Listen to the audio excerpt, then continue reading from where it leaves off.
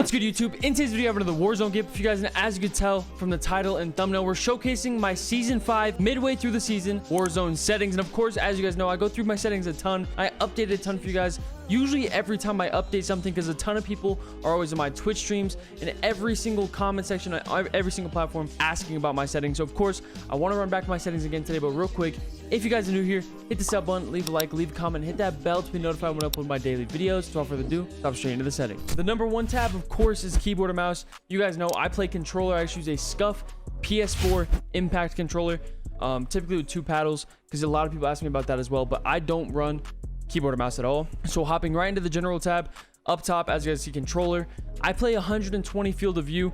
This is something I recently changed. I actually went from 120 a long time ago, swapped down to 115, just because I got in my own head. I told myself I was getting inconsistent, but I don't know what happened. I switched back to 120, and I'm back in full form. My movement feels crisp. My aim, like, I don't miss, and overall, I just feel amazing on 120. Of course, if you guys are on PC, I highly recommend 120 on keyboard, mouse, or controller, and make sure you have affected ADS field of view on. This setting is what's going to cause you to have no visual recoil. Like, all the guns you shoot are going to be straight laser beams. If you have independent on, actually zooms it in more of like a console type vibe, so you're still gonna have that bounce in your gun. So definitely, no matter what FOV you have on, make sure you have the affected ADS field of view on. Next, I have 50 brightness, and for my HUDs, I have 0, 0. Of course, if you guys don't already know, as you can see from the picture, slightly, the lower the number, the more it's close to the center. So I have it on 0, 0, so it's as close into the center as it is vertically and horizontally, so my eyes don't have to travel as far, which is crazy, especially because I already play on a 24-inch monitor, so they don't have to go that far anyways. But it's definitely a small change that isn't super noticeable, but it's helpful. So definitely try out your own HUD boundary. You can do 30, 50, anything, but I try 0, 0. For my colorblind, I got Deuteranopia. Again, I never know if I'm saying that right. I'm always butchering it, but I run that one. I have the both colorblind targets, world and menu. I just think my game looks really good with that. I get a ton of compliments on how my game looks, so I run this. Makes my game really pop. I run the square mini map. Of course, if you guys didn't know this already, it literally gives you more mini map. It lets you see more around you. If you're still running round mini map, I have no idea what you're doing. You either have to be a bad player or you're just a hacker on their 73rd account. So definitely run these square mini maps. It's gonna help you guys out a ton. I have mini map rotation on with your arrow. Helps me a ton with my rotations. Doesn't confuse me as much. Text chat, all this stuff. This is all you guys. And then right here, these boxes are actually, these boxes up top, it's another only PC option, which does suck because I know my settings videos also do help console guys, but these are these boxes up top. So if you guys want to see your latency, aka your ping, your frames, your CPU, all that stuff, just click on these boxes. I only run 3 of them. Super useful. Hopping straight into the graphic settings, of course I run full screen. You get the best performance out of full screen. Don't get me wrong, it's not like a better performance over full screen borderless, but full screen's definitely useful, especially like myself. I'm on dual PC, super good. There's no reason for me to be on borderless. If you're on single PC, there's a lot of reasons to be on borderless, but I run full screen. This is your monitor, this is your GPU.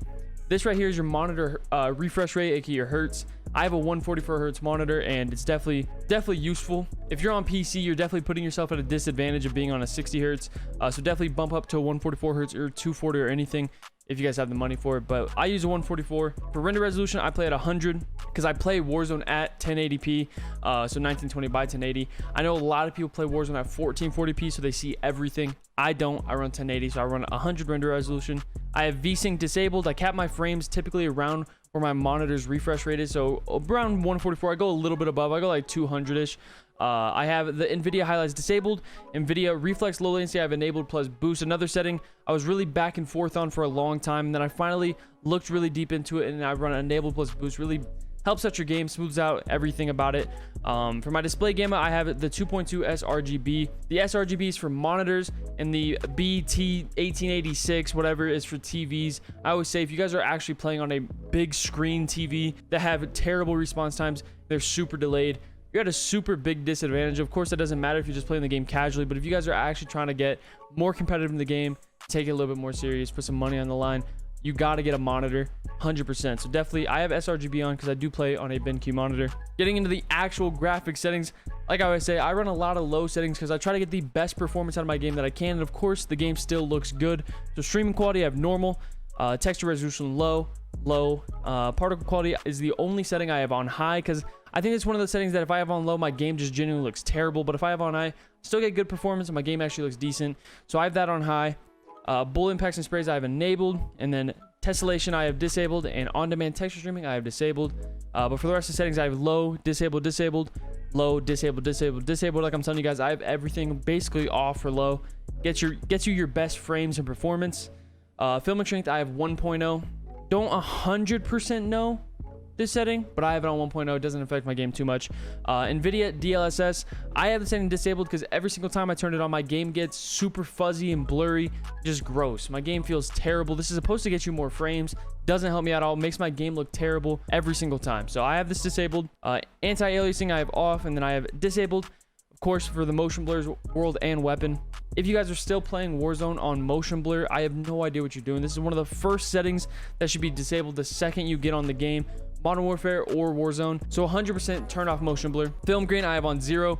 As you guys can tell from the picture on the right side, the left side is 0 and the right side is all the way up. You want to be left sided. It makes your game look way better and more smooth. You don't want it to look all grainy and gross, you know what I'm saying? Like, so this is exactly what my game looks like. Really, really good. Definitely bump it down to 0. Dynamic resolution I have disabled, and then I have 60 dynamic resolution frame rate target. No idea what that does, I'll be honest. I'm pretty sure that doesn't even matter because I have this disabled. But overall, those are the graphic settings. So hopping straight into the audio tab. Of course, I have a Asteroid 40s. I've done a ton of research on the best audio settings. This game alone of Warzone has terrible audio. Like, I never get footsteps audio. So I run boost high is the best option in my opinion for the audio preset. I run 50, 0, 50, 60. Of course, this could be another reason why I don't get audio. I have a lot of custom settings on my mix amp. So I do actually lower my master volume in game. I should probably bump this up. Might give me more footsteps, but I run boost high overall. Mono audio is a big setting I always tell you guys about. Make sure if you guys have this turned on, make sure to turn it off. It takes all your directional audio and puts it onto one pathway into your ears, so you guys can't tell your left from right, in front of you, behind you, above you, anything. You guys have no directional audio. It puts it all into one pathway to you. So you literally can't tell anything apart. So definitely have this disabled. And then everything down below this, that's all custom settings. War tracks I have disabled. They're really annoying. But hopping onto the controller settings, these are the settings that are also going to help out controller console players like PS4, Xbox, PS5, all that stuff. This is going to help you guys as well, so definitely stay tuned for this. Listen, BR button layout, I run disabled like I told you guys earlier. I run a PS4 Scuff Impact. It's supposed to have 4 paddles, a bigger controller. It's a PS4 layout. I love the controller. It's disgusting. But I run default layout, default stick layout. Of course, I don't run vertical invert, but my dead zone, I run a 0.10 dead zone. I know this is a little bit high. It's a little bit of a delay to your analog sticks, but I really like the 0.10 dead zone. I feel really accurate with it. It's like the perfect amount of delay for me, and this also corrects controller stick drift. So definitely, if you guys want to, you can try all my settings just if it has a base and tweak them here and there, because all this stuff is really preference. For my sensitivity, I run 9.9 with a 0.8 low zoom and a 1.0 high zoom. I feel really comfortable with my sensitivity. I always tell you guys, find a sensitivity you're comfortable with movement wise, and then tweak your low and high zoom ADS sensitivity just so you can shoot really straight. But overall for me, I've ran 9.9, 0.8, 1.0 with a 0.10 dead zone forever now. I feel super, super, super on point with it, especially on 120 FOV. So definitely give my settings a try like I told you guys as a base, tweak it a little bit. Let me know how it goes for you guys. But of course, the curve type, I run dynamic. I did a lot of research on this as well. I recently switched to dynamic not way too long ago. I used to run standard, and it's basically just a power curve, and it's the mapping of your analog stick and how fast it gets from point A to point B. Standard has a buildup over time. Linear is the direct rate of your thumb, and dynamic has a smaller buildup and then a direct rate. And I think dynamic is easily the best option for you on controller. If you guys are running standard or linear, I highly recommend hopping on dynamic and giving it a try. Please do so and let me know how it goes for you guys. Controller vibration, I have that disabled. I always say this. I feel like controller vibration actually runs a bigger role than a lot of people think. This is the first Call of Duty I've ever turned off vibration, because for some reason in this game, the guns really shake the controller, and it kind of messes me up. So if you guys haven't already, just test a game or two with vibration disabled. I've always had disabled in this game, so definitely give that a try. Aim assist, standard is easily the best. Unlike curve type, standard is just the way to go, so definitely run a standard aim assist. Scale aim assist with FOV. This is another PC only option, but as you guys can tell from the right, this is disabled, this is enabled. This white box is actually your aim assist box, so you get more aim assist with it disabled than enabled. And I'm not saying I'm an inaccurate player, but of course I'd rather choose more aim assist. So I actually run scale aim assist with FOV disabled. Weapon mount, all you guys, it's all preference stuff. Literally all of these settings are whatever you want to do. Use/reload behavior, I have contextual tap turned on. Another huge important setting. It's very, very useful in Warzone. You tap to loot, tap to interact, tap to open door, everything. But once you're in a car, all you have to do is hold to reload. Really, really useful. I'm telling you guys, this is a must-use setting in Warzone if you guys play every single day. It's gonna help you guys out a ton. Armor plate, I run apply 1. I know a lot of people run apply all, but I feel like apply 1 gives me more control over my fights, and I feel really comfortable with it. Slide behavior, I have tap. This is another setting I recently switched to not too long ago, making my slides feel amazing. I feel super crisp moving around, especially when you're comboing this with auto tack sprint. This and the tap to slide make my movement amazing. Like, my movement went up 50 to 75%, swear to God. I feel way faster, I feel way quicker.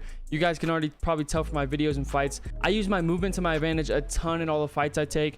I go from point A to point B super fast, and I just cook whoever I'm fighting. So definitely try these 2 settings if you guys have not already. I'm telling you guys, on controller, it's gonna make a world's difference.